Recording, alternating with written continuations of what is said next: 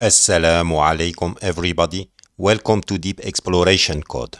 This third Blender 3D trick video shows you how to turn a smooth surface object into a surface containing blocks using blocks from remesh. After opening Blender, we delete the cube by clicking on the button Delete.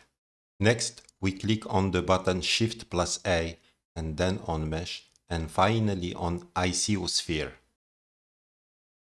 Afterwards, we change the value of radius to 3 and subdivisions also to 3. Now we click on Modify Properties, then on Add Modifier, and finally on Remesh. Then we click on Blocks to change our sphere surface into blocks. To increase the number of blocks, just change the value of Oct3 depth to 5 to see the changes that appear.